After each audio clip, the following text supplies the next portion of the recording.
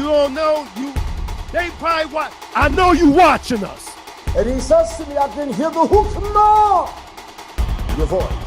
When you deal with certain customs, like you see my zigs or my fringes with the cord of blue going around or on the side, it's reasons why that we do these things. Because when you read in Numbers chapter 15, 37 to 41, it reminds us of our culture. Everything that we dealing with is our cultural persuasion. It doesn't have nothing to do with religion. To bring about the complete independence of people of African descent here in the Western Hemisphere, and first here in the United States, and bring about the freedom of these people by any means necessary.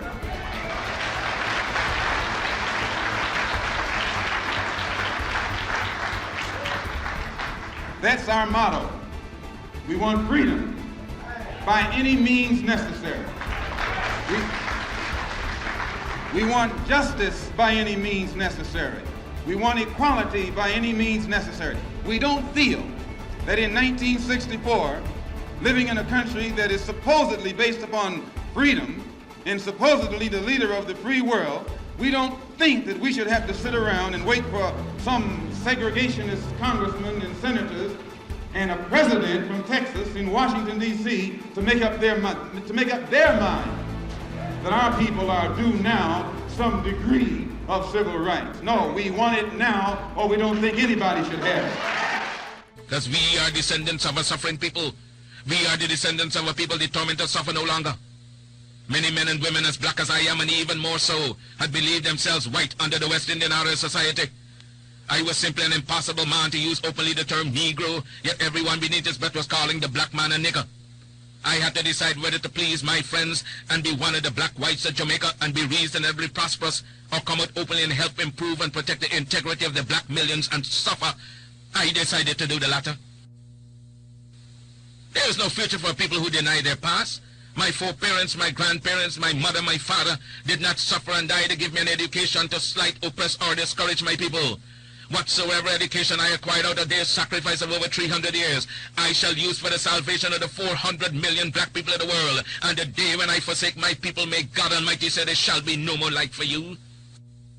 Now we move on to this middle section, which he prophesied when he was 36, 37 years of age. So there's a gap of a few years between the first section and the second. You see, as soon as Jerusalem fell, all the neighboring countries were thrilled to bits. I don't know if you know the origin of the phrase hip hip hooray. Hip, H-I-P, are the three initial letters of Jerusalem is fallen. And I'm afraid it was originally an anti-Semitic celebration. Jerusalem is fallen, hip hip hooray. And I'm afraid that spoiled that for me. I can't say it now because that's its origin. And I'm afraid that's what all the nations around Jerusalem were saying. Hip hip hooray! Jerusalem is fallen. We're rid of these Jewish people. And I'm afraid they took advantage of the Babylonian invasion. The Edomites, the Ammonites, they did horrible things to the people who were left. And that explains the bitterness in some of the Psalms. Remember Psalm 137? You know, it comes out of Babylon. We hanged our harps on the willow trees. How shall we sing the songs of Zion in a strange land? They wanted to hear our music in Babylon, but how can we sing when we're away from Jerusalem?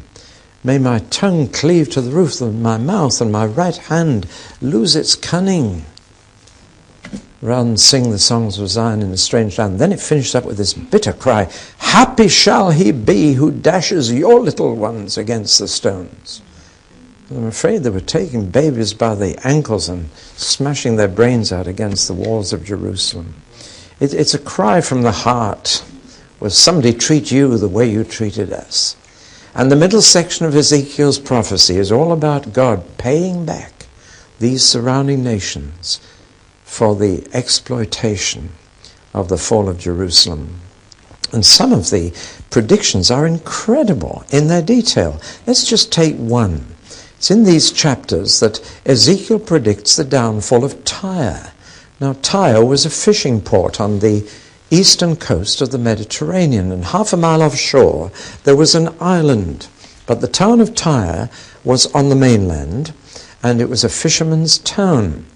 And Ezekiel predicts that one day Tyre will be razed to the ground, and all of this city will be thrown in the sea. And that the place where Tyre stood will be a place for fishermen to dry their nets. That's an extraordinary thing, because no city in the entire history of the world has ever been thrown into the sea. Ever, either before or since. But Tyre was. When Alexander the Great came marching down towards Egypt with his great army, the people of Tyre simply got into their fishing boats and went out to the island half a mile offshore, knowing that Alexander had an army but not a navy. But they didn't realize that Alexander wasn't called the Great for nothing. And when he saw the people on the island thinking they were safe, he just said, throw the town into the sea and build a causeway out to the island. And they took every brick, every stone, every piece of timber and threw it in the sea and made a causeway out to the island, and he went out and dealt with them. And if you look at the map now, Tyre is out on the island, and in fact the sand is silted up against Alexander's causeway so that the coastline is no longer straight with an island offshore. It now goes like that. And Tyre is out here.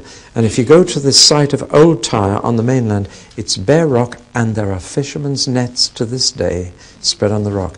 Now that's the one that the chances of that happening are 1 in 75 million. But Ezekiel said that's what would happen. See? Centuries before it did. And he predicts what will happen to Egypt. He predicts what will happen to all those neighbors of Judah. And it always did. There are predictions about Ammon, Moab, and Edom in the east. And if ever you've been to Petra or seen pictures of Petra, you are looking at Mount Seir. Do you realize that Edom is Esau? Yes. And it goes way, way back to the old Jacob-Esau thing.